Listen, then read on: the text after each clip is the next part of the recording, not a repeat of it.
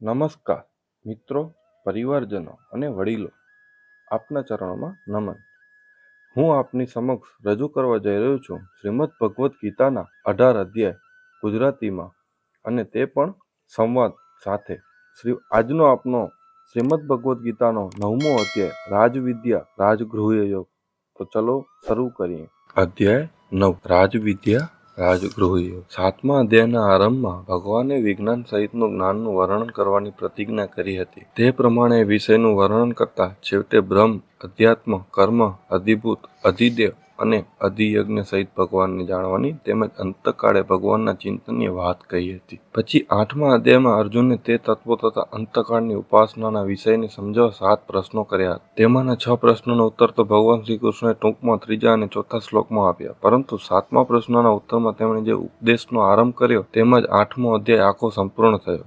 આમ 7મા અધ્યાયમાં શરૂ કરેલા વિજ્ઞાન સહિત જ્ઞાનનું સાંગોપાંગ વર્ણન ન થવાથી એ વિષયને બરાબર સમજાવવા માટે ભગવાનના 9મા અધ્યાયમાં આરંભ કરે છે. તેમજ 7મા અધ્યાયમાં વર્ણવેલા ઉપદેશ સાથે તેનો ગાઢ સંબંધ બતાવવા માટે પહેલા શ્લોકમાં ફરી ભગવાન તે જ વિજ્ઞાન સહિત જ્ઞાનની વર્ણન કરવાની પ્રતિજ્ઞા કરે છે. ત્યારે ભગવાન કહે છે, દોષરહિત એવા તને હું ગૃહમાં ગૃહ અનુભવયુક્ત જ્ઞાન કહું છું, તેને જાણીને તું અશુભ સંસારથી મુક્ત થઈશ. આ જ્ઞાન બધી વિદ્યાઓનો રાજા, બધા રહસ્યનો રાજા, સૌથી શ્રેષ્ઠ, પવિત્ર, ધર્મયુક્ત, પ્રત્યક્ષ અનુભવ કરી શકાય એવું આચરણમાં મૂકવું સહેલું અને અવિનાશી છે. હે શત્રુને તપાવનાર, આ ધર્મમાં શ્રદ્ધા વિનાના મનુષ્યો મને ન પામતા મૃત્યુરૂપી સંસારમાં માર્ગના ભમ્યા કરે છે. મારા અવ્યક્ત સ્વરૂપ વડે આ સર્વ જગત વ્યાપ્ત છે. સર્વભૂતો મારામાં રહેલા છે, પણ હું તેઓમાં રહેલો નથી. વળી બધા ભૂતો મારામાં રહેલા નથી એમ પણ કહેવાય. મારું ઐશ્વર્યયુક્ત યોગબળ તું જો ભૂતોને ઉત્પન્ન કરતો તથા ભૂતોને ધારણ કરતો મારો આત્મા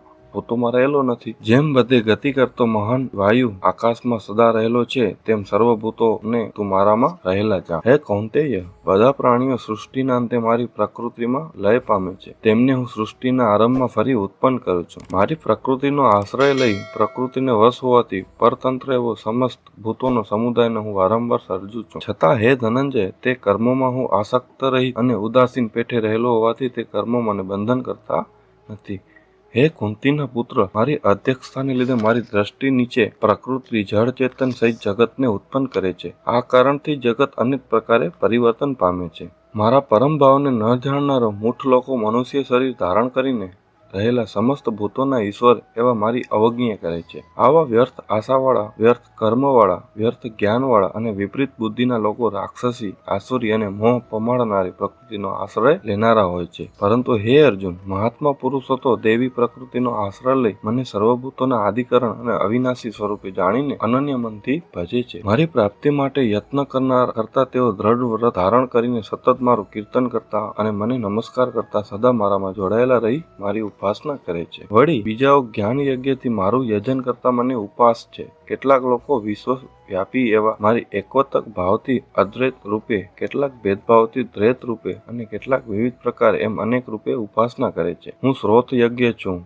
હું સ્માર્ત યજ્ઞ છું, પિતૃઓને અર્પણ કરાતું સ્વધા હું છું, હું ઔષધ છું, હું મંત્ર છું, હું ઘી છું, હું અગ્નિ છું અને હોમવાની વસ્તુ પણ હું જ છું. આ જગતનો પિતા, માતા, ધાતા, કર્મફળ આપનાર અને પિતામાં હું જ છું. જાણવા યોગ્ય પવિત્ર ઓમકાર, ઋગ્વેદ, સામવેદ અને યજુર્વેદ પણ હું જ છું. સર્વની ગતિ પોષણ કરતા પ્રભુ, સાક્ષી, રહેઠાણ, શરણ, સુહૃદ, ઉત્પત્તિ, પ્રલય, સ્થિતિ, નિધાન, આહાર તથા અવિનાશી બીજ પણ હું છું.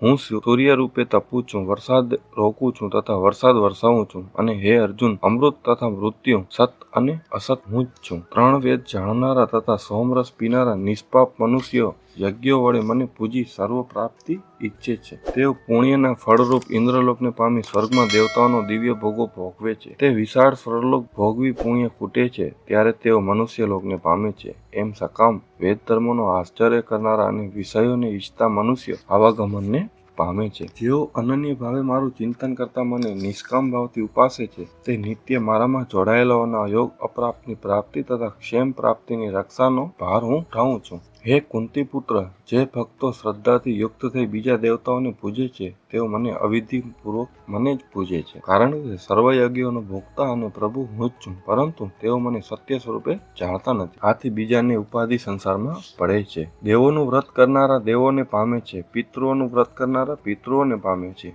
ભૂતોને પૂજનારા ભૂતોને પામે છે અને મને પૂજનારા મને પામે છે. જે મને પત્ર, પુષ્પ, ફળ કે જળ ભક્તિથી આપે છે તે શુદ્ધ ચિત્તવાળાનું ભક્તિપૂર્વક આપેલું હું સ્વીકારું છું. હે કુંતી પુત્ર, તું જે કરે છે, જે ગાય છે, જે હોમે છે, જે દાન આપે છે, જે તપ કરે છે તે મને અર્પણ કર. એમ તું શુભાશુભ ફળવાળા કર્મબંધનથી છૂટીશ અને સંન્યાસ યોગ કર્મફળ ત્યાગથી યુક્ત ચિત્તવાળો તું સંપૂર્ણ મુક્ત થઈ અને મને પામીશ. હું સર્વભૂતોમાં સમાન છું. મારો કોઈ દ્વેષ પાત્ર નથી કે પ્રિય નથી. તો પણ જેઓ મને ભક્તિથી ભજે છે તેઓ મારામાં છે અને હું પણ તેઓમાં છું. અતિશય દુરાચારી પણ બીજાને અહીં નથી ભજતો. જો મને ભજે તો તેને ઉત્તમ જ માનવો, કારણ કે તે ઉત્તમ નિશ્ચયવાળો થયો છે. તે સત્વરે ધર્માત્મા થાય છે અને શાંતિ પામે છે. હે કુંતી પુત્ર, તું નિશ્ચય જાણ કે મારો ભક્ત નાશ પામતો નથી. કેમ કે હે પાર્થ, ગમે તેવા પાપીઓની વાળા હોય અથવા સ્ત્રીઓ, વૈશ્યો કે શૂદ્રો હોય, તેઓ પણ મારો આશ્રય કરીને પરમગતિ પામે છે. તો પછી પવિત્ર બ્રાહ્મણો, ભક્તો તથા રાજર્ષિઓ